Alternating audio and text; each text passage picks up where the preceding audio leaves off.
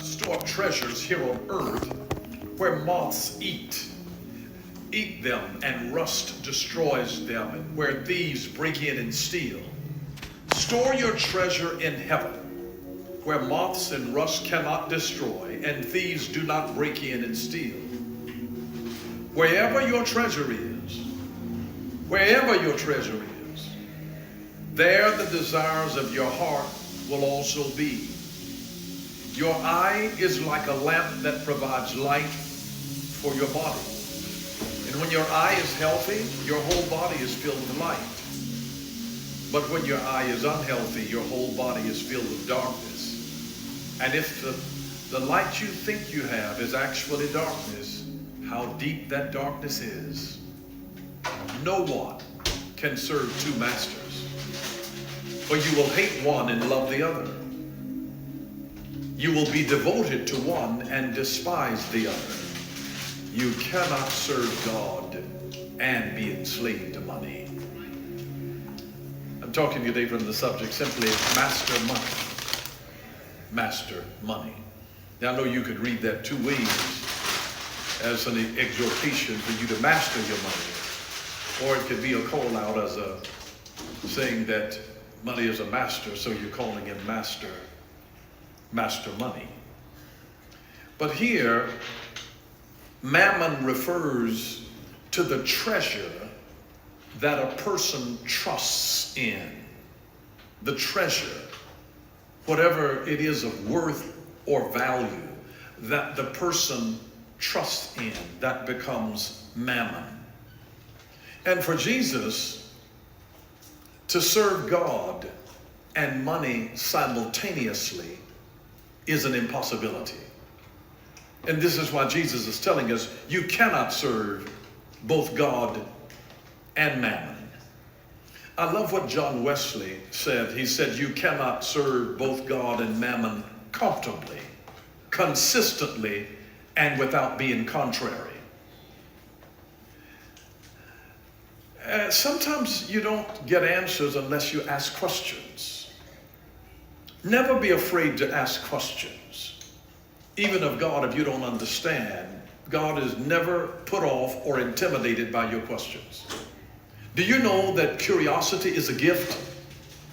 And that God blesses people that have curious minds, because that's how you are led into the deeper knowledge of the things of God. It's a blessing to actually hunger to know something that you don't know, to just be curious about it so that God can then feed your curiosity.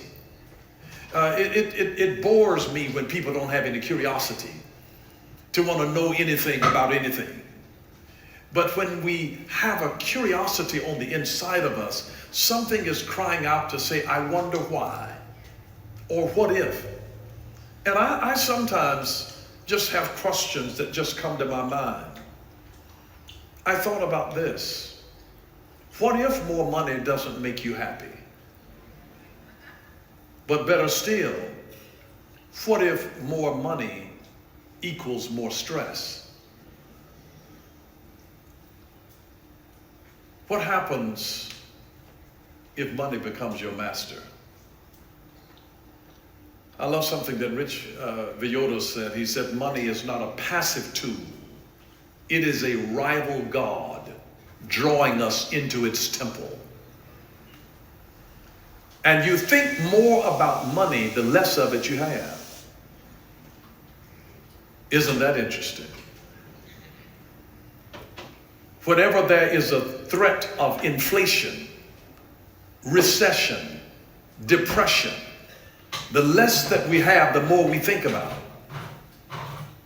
how we're going to get it, how we're going to hold on to it. Master money. Take a look at this little meme and look at that. Be your money's master, not its slave. It is designed to be a tool, but it's manipulative and it can be a slippery slope for some people. But you ought to be your money's master and not its slave. And let me give you some indicators here, because you may be enslaved to money if you sacrifice the well-being of your family for it. You may be enslaved to money if you lose your health in pursuit of it. You may be enslaved to money if you compromise your integrity to get it. You may be enslaved to money if you choose money over people. You may be enslaved to money if you would trade your soul to get the money. Jesus reminded us in Mark 8:36, and what do you benefit if you gain the whole world but lose your own soul? What will a man give in exchange for his soul? What will a woman give in exchange for her soul? Giving up your soul. That's why you don't want money to be your master. Don't worship money. And I would say this to you, don't let greed dominate you, and don't let fear hinder you. Don't let greed dominate you. Some folks are dominated by greed, and other people are hindered by fear. And sometimes scarcity creates fear in the minds of people. For some fucking paper, most people money. know about the man that founded Apple, Steve Jobs, but he also had a co-founder by the name of Ron Wayne. And Ron Wayne had a unique opportunity because in 1976, out of fear, it is interesting that he owned $800 worth of Apple stock. And he sold it in 1976 because he was scared it wasn't going to do well. Got desperate. Had he held on to his $800 worth of stock, which was 10% of the company at that time, today he would have been worth $340 billion. And he lost $340 billion trying to get $800. Fear distorts your judgment. Desperate ass, broke ass. And this is one of the reasons that when God calls you to do something, it scares the daylights out of you. And in that moment when you are intimidated about something that God calls you to do, because you don't have any experience in the future, all of experience is based on what has already happened in the past. But you don't have experience in the future. And it is interesting to note that every time that God told a person that I am with you, and I will never leave you, and I will never forsake you, whenever God told somebody that, it was because they were facing something they had never done before, and it was intimidating to them. And it was a big, daunting task that looked hairy and scary. And God was reassuring them, I'm with you. I'll never leave you. I will never, ever forsake you. He was giving them a challenge for which they had no reference of experience. And all God was saying is that I'm guaranteeing you that I will be with you. I'm omniscient. I am omnipotent. I'm ubiquitous. You can never get away from me, and I will be with you. I'm calling you to do something that is intimidating to you. But God says, you go and I'll go with you. Because I'm sending you into something that you've never done. And we are on the precipice of something that we have never experienced before. These are some crazy times and crazy ideas in our world.